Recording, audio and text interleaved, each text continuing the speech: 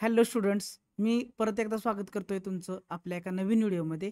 या नवीन व्हिडिओमध्ये मला खूप महत्त्वाची इन्फॉर्मेशन सांगायची आहे आणि ती इन्फॉर्मेशन अशी आहे की जे विद्यार्थी आत्ता सध्या MSc पासआउट झालेले आहेत, MSc 2 जसं की त्यांनी फिजिक्स केलं असेल, मॅथमॅटिक्स केलं असेल, स्टॅटिस्टिक केलं असेल किंवा केमिस्ट्री पासआउट झाले असतील, त्या विद्यार्थ्यांसाठी खूप इम्पॉर्टंट अशी इन्फॉर्मेशन या व्हिडिओमध्ये आहे. तर हा व्हिडिओ नक्की शेवटपर्यंत बघा.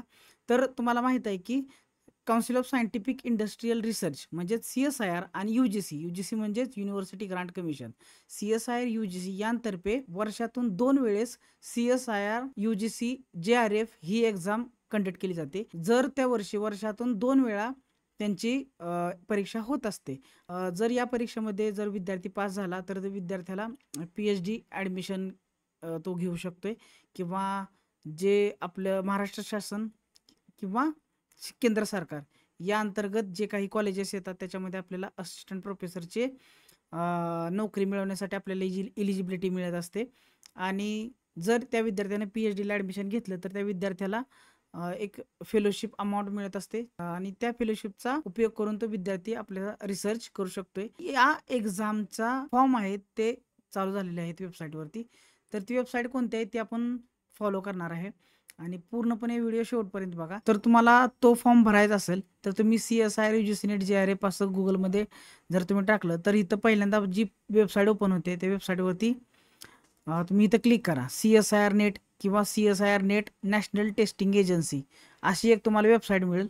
तर या वेबसाईटवरती सगळं काय करायचं तुम्हाला क्लिक करायचं आहे आणि इथं क्लिक केल्यानंतर तुम्हाला दिसतं की वेबसाईट आता ओपन होते आणि वेबसाईट ओपन झाल्यानंतर तुम्हाला तुमच्या स्क्रीनवरतीच दिसतंय बघा, joint CSIR UGC NET June 2025, click here to registration.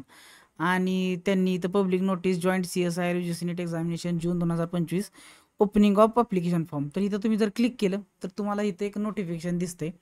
आता या नोटिफिकेशन बाबतीत काही इन्फॉर्मेशन मला तुम्हाला सांगायची आहे.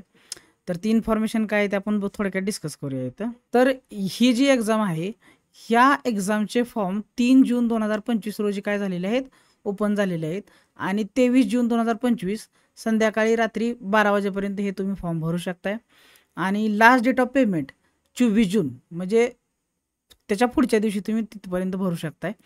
आणि करेक्शन विंडो आहे ती त्याच्यानंतर 25 जून. करेक्शन विंडो म्हणजे जर तुम्हाला फॉर्ममध्ये काही चेंजेस करायचे असतील तर ते 25 जून ते 26 जून म्हणजे 2 दिवस तुम्हाला फॉर्मची डेट संपल्यानंतर तुम्ही भरू शकताय आणि त्याच्यामध्ये तुमचे करेक्शन असेल ते तुम्ही करेक्ट करू शकताय. आता डेट ऑफ एक्झाम ॲक्च्युली 26, 27 आणि 28 जुलै 2025ला ही एक्झाम होणार आहे. आणि ही एक्झाम आहे ती पूर्ण जे कशी असणार आहे बघा, CBT म्हणजे कम्प्युटर बेस्ड टेस्ट असणार आहे. म्हणजे ही ऑनलाईन असणार आहे आणि तुम्हाला कम्प्युटरवरती ही एक्झाम सोडवायची आहे. आणि याच्यासाठी तुम्हाला 3 तास मिळतील, MCQ टाईप ऑफ असतील आणि याच्यामध्ये तुम्हाला बाय लिंग्वियल म्हणजेच इंग्लिश आणि हिंदी दोन्ही टाईप प्रकारचे क्वेश्चन तुम्हाला बघायला मिळतील.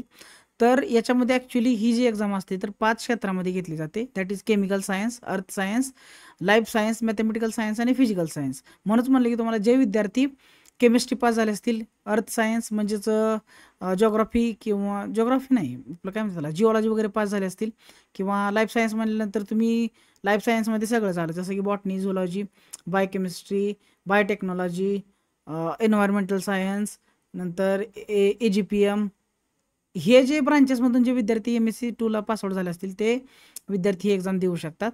मॅथमॅटिकल सायन्स म्हणजे MSc मॅथ झालं असेल त्यांचं ते पण हे विद्यार्थी एक्झाम देऊ शकतात. आणि त्याच्यानंतर फिजिकल सायन्स म्हणजे फिजिक्स पास झाले असतील, MSc पासआउट असतील तर ते विद्यार्थी ही एक्झाम देऊ शकतात. तर या एक्झामचा फॉर्म कसा भरायचा आणि या एक्झामच्या बाबतीत संपूर्ण माहिती जर तुम्हाला बघायची असेल तर आपण नवीन व्हिडिओ त्याच्यासाठी घेऊन येणार आहे. एक्झाम फॉर्म कसा भरायचा त्याच्यासाठी आपण एक नवीन व्हिडिओ घेऊन येतोय आणि त्याच्यानंतर पूर्ण इन्फॉर्मेशन या एक्झामची पूर्ण इन्फॉर्मेशन काय असणार, एक्झाम कशी कंडक्ट केली जाणार, याचा सिलेबस काय असणार आणि जर आपल्याला एक्झाम ही पास व्हायचं असेल तर आपण काय काय करू शकतोय किंवा काय स्ट्रॅटेजी आहे ती आपण एका नवीन व्हिडिओमध्ये डिस्कस करणार आहे.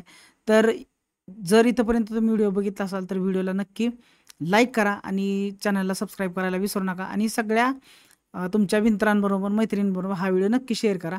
भेटूया आपण एका नवीन व्हिडिओमध्ये.